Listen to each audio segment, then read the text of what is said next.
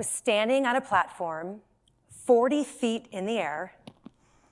In front of me, there was a steel cable that extended more than 100 feet in front of me. It looked like a zip line, but there was no harness, no equipment. It was just me with my body and my hands, and it was my turn to go next. My heart was beating, my knees were shaking, and my hands were trembling. In that moment, I didn't realize that the thing that I feared most was the thing that I most needed to do. I'm 19 years old, and I'm standing on an obstacle on the Navy SEAL base in Coronado, California. This is part of my ROTC training as I made the journey to earn the title of United States Marine.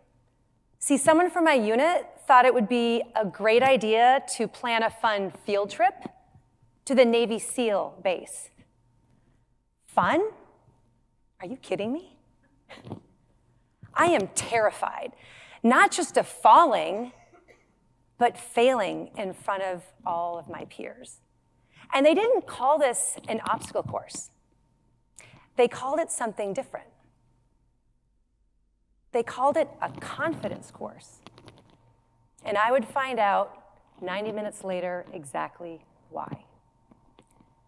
You see, each time I was scared, but I did it anyway, something shifted inside of me just a little. And when my feet hit the ground on the other side of that cable, I felt invincible. Not because the fear went away, because I moved through the fear. And that's when it hit me. That's why they call it the confidence course.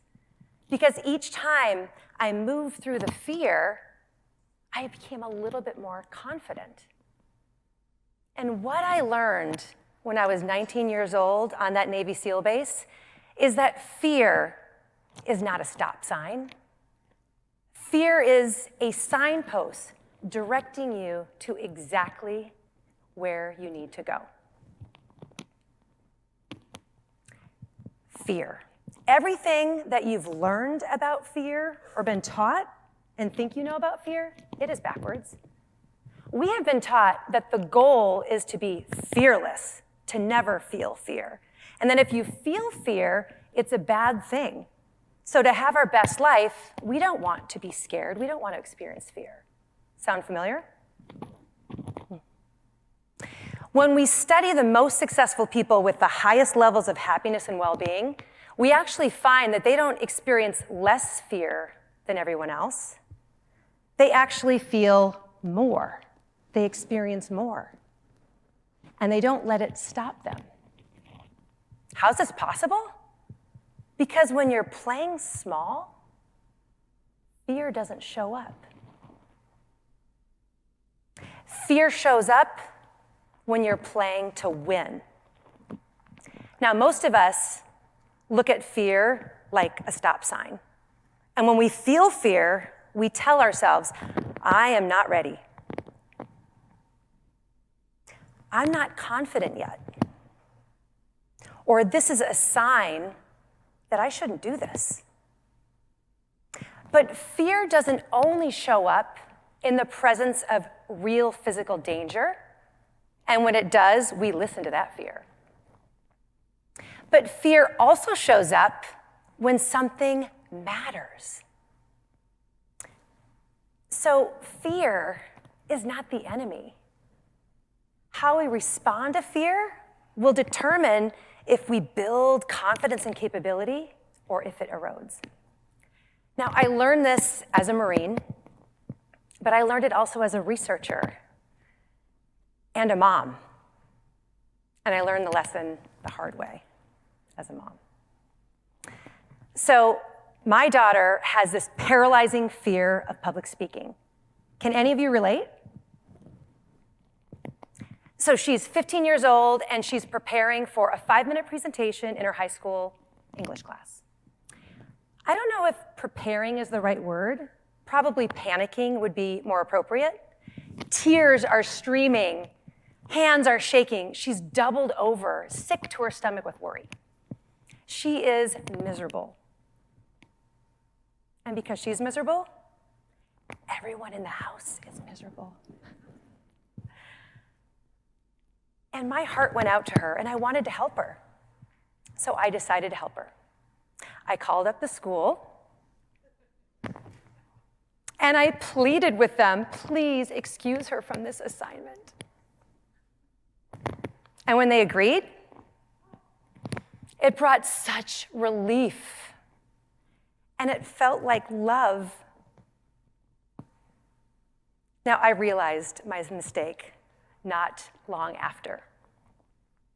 I didn't do her any favors. I stole the opportunity for her to learn that she was stronger than the fear. I actually taught her, as the United States Marine, to run away from your fears. Not my proudest mom moment. And even though I didn't say this to her explicitly, I was telling her, you can't do it. You're not capable. And that's not good parenting. So this skill of learning how to face your fears and walk through it, does it matter? Is it important? Let's look to science to answer the question. So fear compounds. Researchers followed more than 2,000 adults over 4 years, and they found that experiential avoidance, which is academic talk for running away from your fears, predicted the development and persistence of anxiety and depression. So in the moment when the study participants were making the decision to avoid what was scary, they were probably doing it so they could be happier in the moment. But the consequence of making that decision over time had a compound effect. And they didn't elevate their mental well-being, it actually declined. You see, when you step back in the presence of fear, it gets a little harder the next time. When you step forward and face the fear, it gets a little bit easier. And the pattern builds on itself. So when someone makes it their default to look at fear like a stop sign, they're usually doing it for the reason of making the smart decision, being realistic, making a choice that does not have undue risk. So they're trying to make their life better. But does it? You see, fear is kind of sneaky. It disguises itself as wisdom. And when we listen to that wisdom, we end up not having the conversation with our boss about the promotion we are ready for. We avoid the difficult conversation. We say no to the exciting opportunity because it's a little scary. We don't close at the end of the sales presentation because we're afraid of getting a no. We don't ask the person on a date. And that big dream that we've always wanted, that goal, we shrink it until it becomes safe. And every time we do that, we give fear more power. And our world gets a little bit smaller. And we become weaker. Now imagine that decision, that default decision, and compound it over time. Imagine that person's life a year down the road, 5 years down the road, 10 years down the road. Let's go all the way to 20 years down the road. How's their career? How's their life? It might be fine. Fine. Predictable, safe, but is it the life that they dreamed of? Are they truly thriving? Probably not. Now let's go back and say we have another person facing the exact same fears, same racing heart, same self-doubt, but this person decides to look at fear as a signpost. So this person has the conversation with the boss, even though they have a shaky voice. They close the sale. They ask the person on the date. They set that big, bold goal that just sings to their soul. And even though it's scary, they take the step forward. They take that small step, that brave step. Again and again. And each time they do, they take the power away from fear. And their world gets bigger, and they get stronger. Now imagine that second person's life 20 years down the road.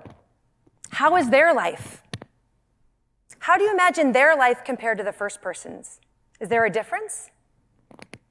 This single decision to view fear as a stop sign or a signpost has the potential to change the trajectory of your life. And let me give you a dose of reality here, if I can. Both paths are hard. Facing your fear, that's hard. But living a life of regret, that's hard too. So it's your choice. You have to choose which hard path you want to go down. And a little tip, one gets easier over time, the other one gets harder. So why does this happen to us?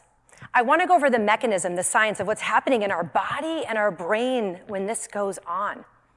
So each time you take a step forward in the presence of fear and you survive, your brain updates its threat assessment. Scientists call this safety learning. So in our brain, we have an amygdala. It's the part of our brain that yells, danger, run. And it's commonly known as the overly enthusiastic, slightly paranoid security guard that thinks everything is dangerous. So each time we take that step forward, and the sky does not fall, and the world does not end, and we're okay, the amygdala calms down just a little bit. Stanford psychologist Albert Bandura calls this self-efficacy. Self-efficacy is defined as the self-belief, your belief that you can handle the challenges and the fear in pursuit of your goals. And what he found is each time we step forward toward our fear, our self-efficacy increased a little bit. And once our self-belief increased a little bit, we were more apt to take another step toward what we fear. And it creates an upward spiral. But the opposite is true as well. Each time we take a step back or run away from what we fear, our self-efficacy takes a hit. And that lower self-belief causes us to make it more difficult to face the next fear. And it becomes that downward spiral. If it happens once, it's a moment. If it happens consistently, now it's a pattern. That pattern for years, that becomes your life. So you're probably at this point now where you're thinking, I'm convinced, I want to move through my fear, but how? And the answer is to be brave. Bravery is defined as voluntary action in the presence of fear toward your noble and worthwhile goal. So in other words, being scared and doing it anyway because it matters. Let me give you 3 practical tips so that you can start facing your fears today. Tip number 1, have a conversation with your wise future self. The next time you feel fear, imagine you are your 85-year-old future self, maybe sitting in a rocking chair, and ask yourself, looking back at this moment now, will I regret it? If the answer is yes, that's your signpost. Grab the cable and go. The question isn't, am I experiencing fear? The question is, Will I regret not facing the fear? Tip number 2, do not wait until you feel confident. Confidence doesn't come first. Action comes first. That's what I learned on that confidence course on the Navy SEAL base, right? Each time you take that step and you survive, you're actually growing and getting stronger.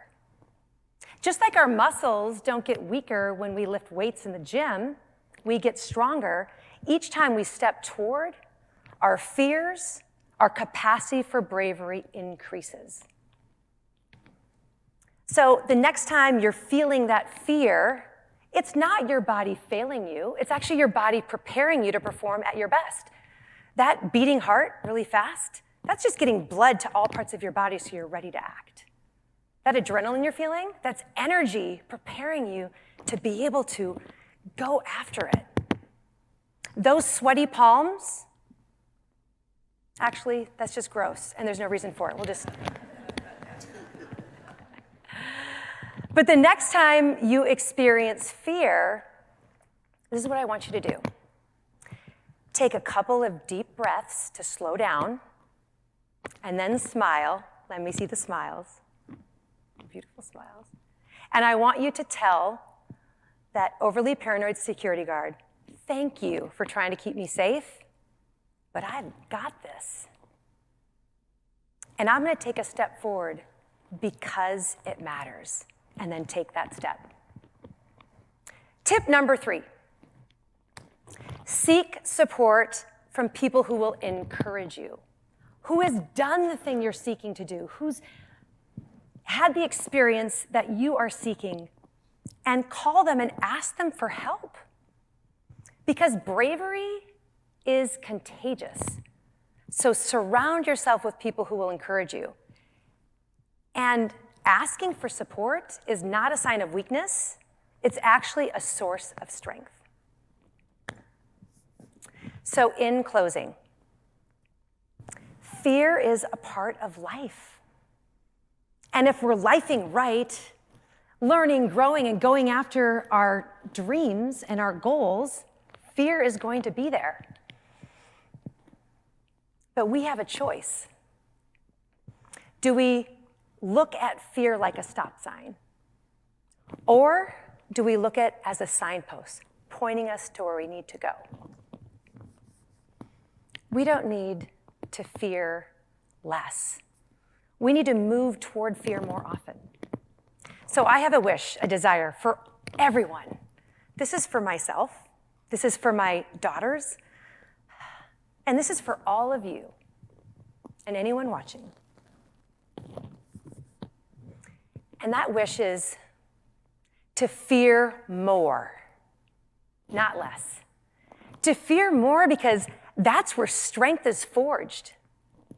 To fear more because that's where meaning is made. To fear more because that life that you dream of is waiting for you on the other side. So I want to leave you with just one question. What is your cable?